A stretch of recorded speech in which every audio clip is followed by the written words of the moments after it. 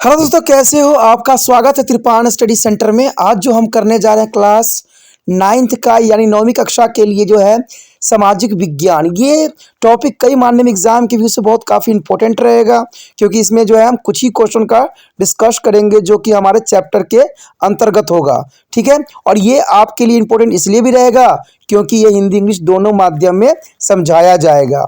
ठीक है, जैसे कि मैंने आपको हर वीडियो में बोला है कि एग्जाम के समय मैं आपके लिए इंपॉर्टेंट क्वेश्चन डालूंगा, तो वो जो है वादा पूरा करने का समय है। तो चलिए देखते हैं हमारा आज पहला क्वेश्चन क्या है। Next 7 question is the most important here. Mention some of the characteristics of the lake. There is a most important question. Mention some of characteristics of a lake. According to the drainage chapter is the geography class 9 is the most important. Mention some of the characteristics of the lakes. The answer here, India has a many lake.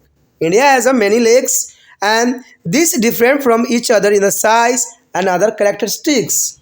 The most are permanent and some contain water only during the rainy season. Like the lake in the basin of inland, a drainage of the semi-arid region.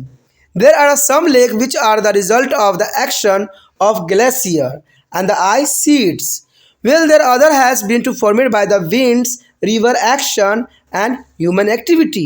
You know that there is a most important characteristics. So here there is a India has a many lakes simply is a language, and there is a most lake is a permanent, but some is a contain water only during to the rainy season.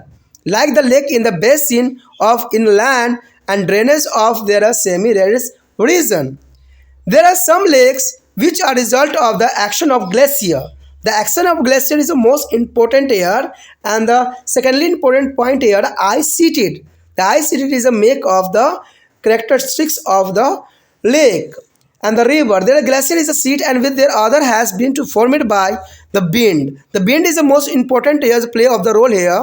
A river action and human activity is also the formation of their lake. There is a most important characteristics here, the wind, river action and human activity.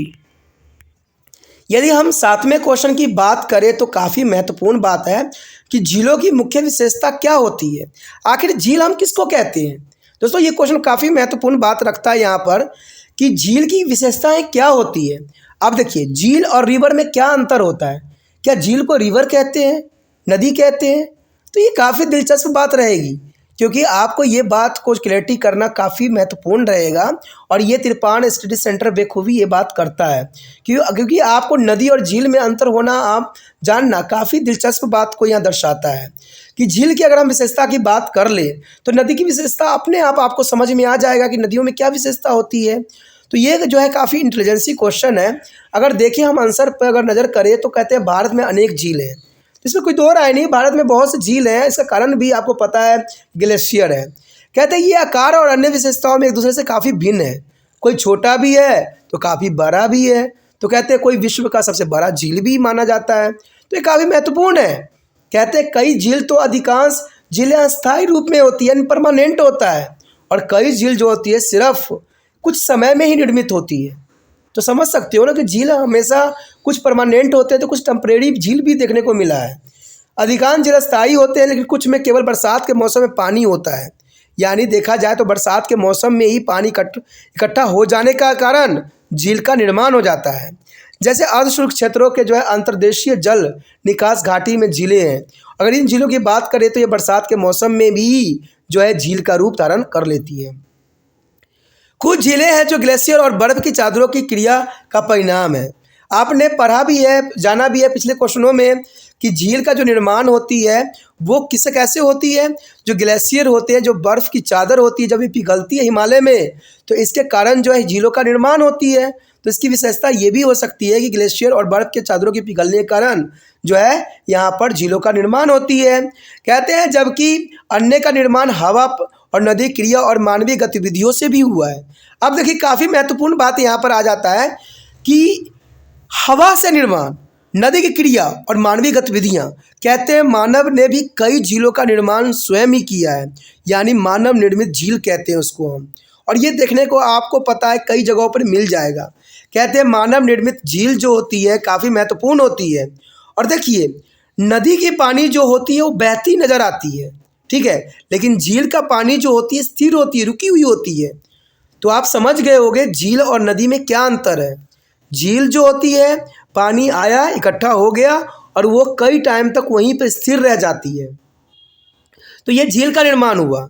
लेकिन अगर हम नदी की बात करें तो नदी जो होती है वो चलता हुआ नज़र आता है, यानी नदी जो होती है चलती हुई नदी जो है नज़र आती है। यानी इसके कारण हवा भी इसका उत्तरदायी कारण हो सकता है, क्योंकि हवा के कारण जो है नदी की और जो झीलों का गति है वो भी काफ़ी फ़र्क पड़ता है।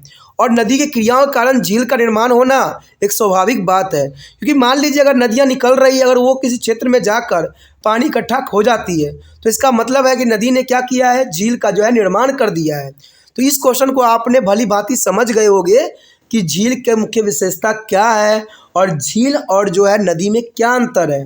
ठीक है, मैं एक बार और बता देता हूँ कि झील जो होती है स्थिर पानी होती है, यानी ये बहता हुआ पानी नहीं होता है, लेकिन नदी जो होती है बहता हुआ पानी होता है।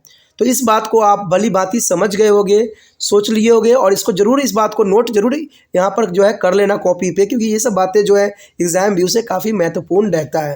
अगर ये क्वेश्चन आपको अच्छे समझ में आ गया तो लाइक से सब्सक्राइब करना मत भूलना। जितना हो सके अपने दोस्तों के साथ इस वीडियो को शेयर करना, और पहली बार वीडियो देख रहे थे तो चैनल को सब्सक्राइब करके अपने मोबाइल में ज़रूर सेव कर लीजिए, जिससे आने वाला समय में आपको नोटिफिकेशन प्राप्त होता रहे।